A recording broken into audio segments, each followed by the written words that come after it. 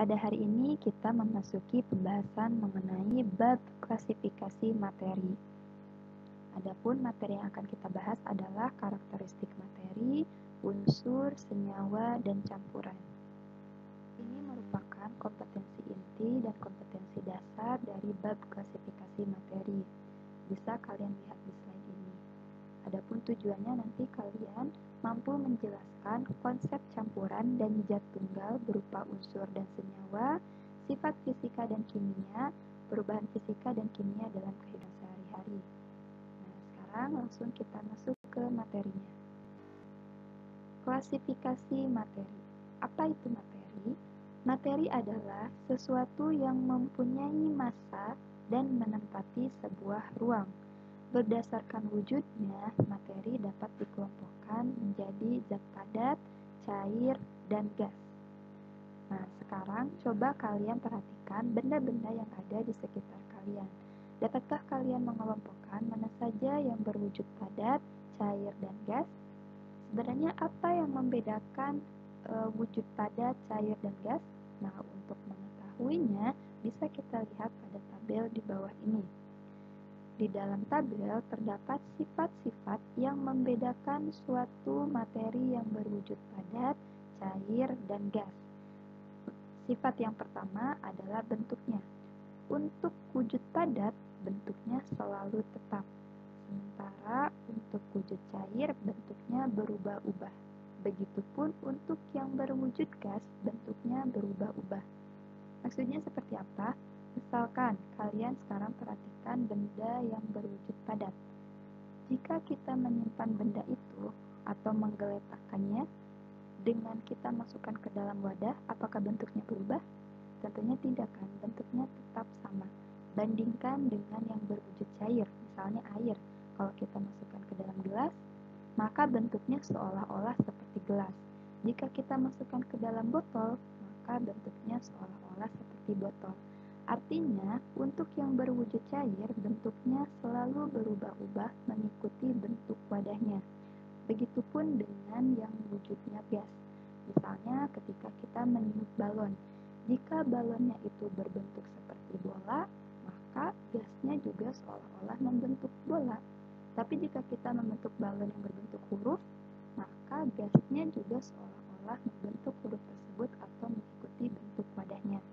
Sampai sini bisa dipahami?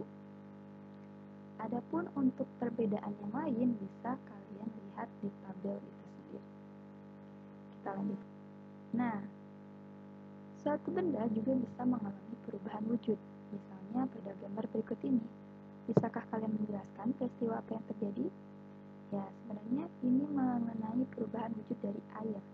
Air jika suhunya berada di bawah 0 derajat, maka dia akan berbentuk suatu padatan kan, atau berwujud padat, ya disebutnya es. Kemudian lama-kelamaan, maka es ini akan berubah menjadi air, atau disebut dengan mencair. Nah, ketika wujudnya sudah berubah menjadi air, jika kita panaskan, maka lama-kelamaan dia akan berubah menjadi gas, atau disebut dengan menguap. Nah, jadi dari ketika wujud tersebut, yaitu padat, cair, dan gas, bisa saling terjadi perubahan wujud. Misalnya, dari padat menjadi cair disebut melebur atau mencair, dari cair menjadi padat disebut membeku, dan seterusnya. Bisa kalian lihat pada gambar di slide berikut ini. Sekaligus gambar ini akan menjadi latihan pertama untuk kalian pada bab klasifikasi materi, yaitu kalian diharuskan mencari contoh-contoh peristiwa dari perubahan wujud zat yang ada pada gambar ini. Namun untuk sekarang kita lanjutkan dulu ke materi. Nah, sekarang kita akan belajar mengenai unsur, senyawa, dan campuran. Jadi, semua benda yang ada di sekitar kita tersusun dari materi. Nah, berdasarkan komposisinya, materi yang ada di alam dapat diklasifikasikan atau dikelompokkan menjadi zat tunggal dan campuran. Zat tunggal nanti dapat berupa unsur atau senyawa. Sementara untuk campuran, karena campuran berarti kan ada dua atau lebih zat yang disatukan atau dicampurkan, makanya disebut campuran. Nah, nanti ada yang disebut dengan campuran heterogen dan ada juga yang disebut dengan campuran homogen. Kita akan membahasnya satu persatu. Unsur. Unsur merupakan zat tunggal atau murni yang tidak dapat dibagi lagi menjadi bagian yang lebih sederhana dan akan tetap mempertahankan karakteristik asli dari unsur tersebut. Unsur di alam terbagi menjadi unsur logam ada juga yang disebut dengan unsur semilogam. Unsur logam contohnya besi, emas, seng, aluminium, dan lain-lain. Sementara unsur non-logam contohnya karbon, nitrogen, oksigen, dan masih banyak lagi. Adapun yang bersifatnya semilogam seperti silikon dan sebagainya. Nah, bagian terkecil dari unsur disebut atom. Misalnya, kita perhatikan potongan besi. Jika besi itu kita potong menjadi bagian-bagian yang terkecil, maka akan diperoleh atom besi. Begitupun dengan emas, jika kita memotongnya menjadi bagian yang sangat kecil, maka akan diperoleh atom emas. Sampai sini bisa dipahami? Nah, para ahli kimia menggunakan simbol atau lambang untuk menunjukkan perbedaan antara unsur kimia yang satu dengan yang lain. Karena di alam kita ini unsur begitu banyak, bahkan mencapai ratusan. Nah, untuk membedakan antara unsur yang satu dengan unsur yang lainnya, maka digunakanlah simbol atau lambang. Nah, unsur tersebut diberi nama dengan menggunakan bahasa Latin berdasarkan penemu pertamanya atau tempat ditemukannya unsur tersebut. Simbol unsur dibuat untuk memudahkan dalam penulisan nama unsur, sehingga cara penulisannya dengan disingkat. Nah, di sini ada contohnya nih. Misalnya yang pertama adalah penamaan untuk unsur logam.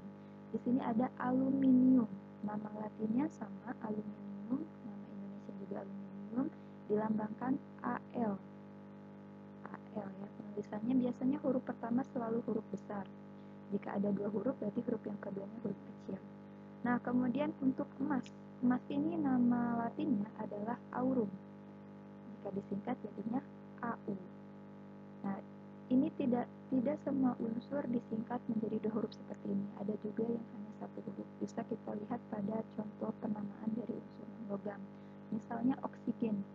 Nama Indonesia ini oksigen, nama latinnya juga oksigen, nah lambangnya O.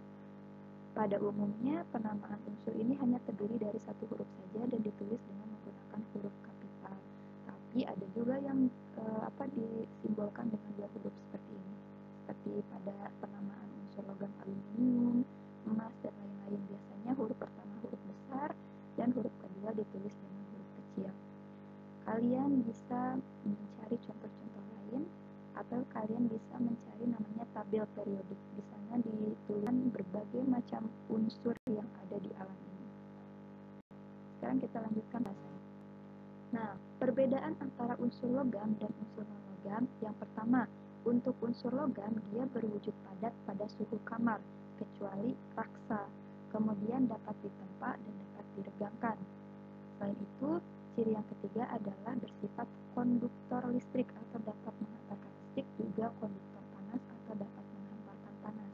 Sementara untuk non-logam, dia memiliki ciri atau sifat yang berkebalikan dengan unsur logam. Nah, unsur logam ataupun unsur non-logam memiliki banyak kegunaan dalam kehidupan sehari-hari. Misalnya, ada natrium.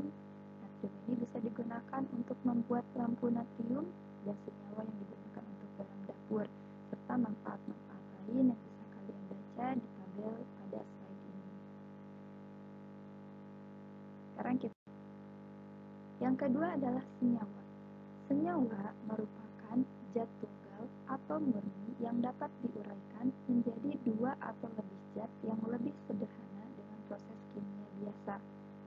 Seperti yang telah dijelaskan sebelumnya, bagian terkecil dari sebuah unsur adalah atom.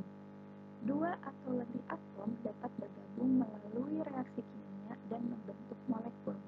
Molekul merupakan bagian terkecil dari suatu senyawa. Dalam kehidupan sehari-hari, kita sering menggunakan air, garam, gula, asam cuka, dan beberapa bahan lain. Nah, bahan-bahan tersebut itu merupakan contoh dari senyawa. Misalnya untuk air itu terdiri dari unsur penyusun berupa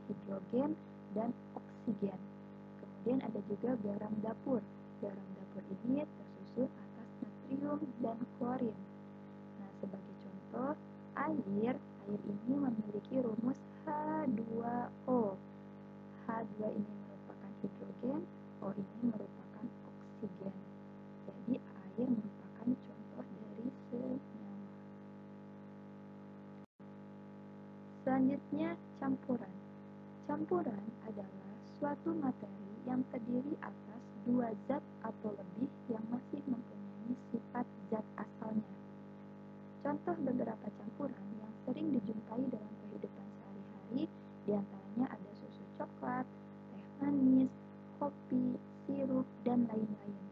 Nah, campuran ini dibedakan menjadi dua, yaitu ada campuran homogen dan ada juga yang disebut dengan campuran heterogen. Kedua jenis campuran ini akan kita jelaskan pada pertemuan berikutnya. Nah, untuk hari ini materinya cuma sampai sini saja. Selanjutnya kalian diharuskan mengerjakan latihan. Di antaranya ada dua soal. Yang pertama, memberikan contoh perubahan wujud yang sering ditemukan dalam kehidupan sehari-hari. Misalnya,